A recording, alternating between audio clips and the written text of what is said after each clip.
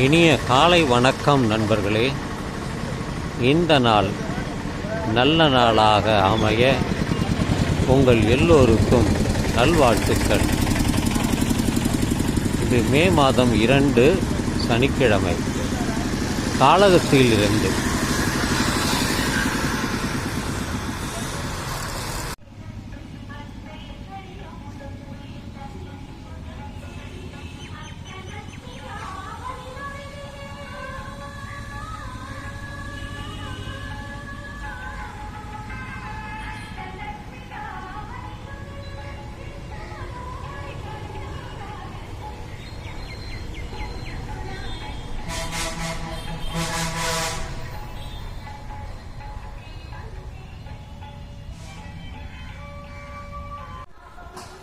இன்று இந்த குளத்திலே நடைப்பயிற்சி செய்து வருகிறேன். வரும் வழியில் இதே இடத்திலே ஒருவர் வீடியோ பார்த்து கொண்டிருந்தார், மொபைல். அவருக்கு தமிழ் தெரியும்னாரு. லாரி டிரைவர்னு சொன்னார். தெலுங்கு, இதே ஊருக்கார் தான். தெலுங்கு தமிழ் ரெண்டும் தெரியும். அப்போ லாரி டிரைவர், எனக்கு முதுகெல்லாம் ரொம்ப வலி அப்படின்னு 2 ரவுண்டு முடிச்சுட்டு போயிட்டார். ஃபோட்டோ எடுத்துக்கிட்டுமான்னா அவருக்கு இஷ்டப்படலை, விட்டேன். அடுத்தபடியாக இன்னொருத்தர் அங்கே இருந்து பார்த்தார். அவர் ரிட்டையர்டு ஹெட் மாஸ்டர், 72 வயசு. அவருக்கு என்னென்னா முழங்கால் வலி. முழங்கால் வலது கால் காமிச்சார். எனக்கு தெரிஞ்ச சில மருத்துவ குறிப்புலாம் சொன்னேன். டேப்லெட்லாம் சாப்பிட்டாரு, இப்போ வேணாம் அப்படின்ட்டாங்கன்னு சொன்னார்.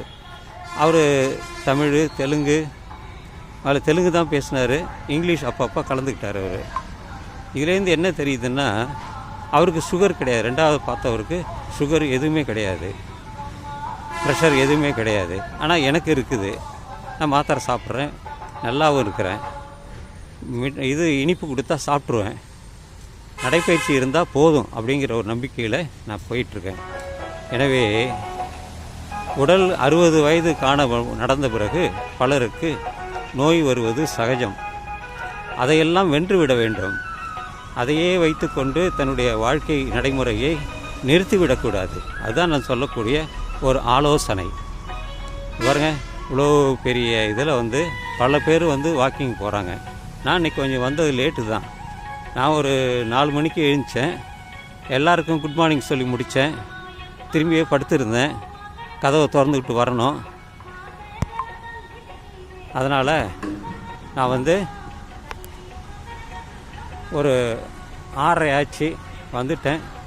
இது 6வது ரவுண்டு. இது 7வது ரவுண்டுக்கு போகிறேன். அப்படியே முடிச்சுட்டு 10 ரவுண்டு முடிச்சுட்டு போயிடுவேன். அதுதான் என்னுடைய இது. யூடியூப் சேனல் வச்சுருக்கிறதுனால அதெல்லாம் அதில் பதிவிடுவது எனக்கு ஒரு பொழுதுபோக்கு. ஆர்வமாக அதை செய்கிறேன். பலரும் பார்க்கிறார்கள், கருத்துக்களையும் சொல்கிறார்கள். இதை விட வேறு என்ன வேண்டும்? அதுதான். பலரை பேட்டி எடுப்பது வழக்கம். இதோ இந்த பூக்களை யாருக்காக அது பூத்தது, யாருக்காக கீழே விழுந்தது, யாருக்காக இது காய்கிறது, காய்ந்து விழுகிறது, இதெல்லாம் இயற்கையிலே நடக்கக்கூடியது தான். இதை புரிந்து கொண்டால் நமக்கு போதும். இன்னொருத்தர்கிட்ட பேசிக்கிட்டு இருந்தேன். ஒரு அம்பத்தூரில் 25 வருஷம் வேலை பார்த்தாராம். நாமம் போட்டிருந்தார். இப்போ அவர் தமிழும் தெரியும், தெலுங்கும் தெரியும்னாரு. அவர் இப்போ ஓய்வாயிட்டுது. அவருக்கு மிஷினிஸ்டாக இருந்திருக்கிறாரு. அதனால் அவருக்கு இப்போ இங்கே செட்டில் ஆகிட்டார். 2 பெண் பிள்ளைகள், 3வது இல்லை. அப்படியே ஜாலியாக அப்படியே இங்கே இருக்கிறார் அவர். அதுதான் இங்கே அவர் கூட எல்லோரும் வராங்க. இவர் தான் பேசிக்கிட்டு இருந்தார், என் கூட உக்காந்துருக்கார். அவர் தான். இவங்களாம் கண்டேன். 3 பேரோட பேசினேன். தெலுங்கு, கொஞ்சம் தெலுங்கு, கொஞ்சம் தமிழ்.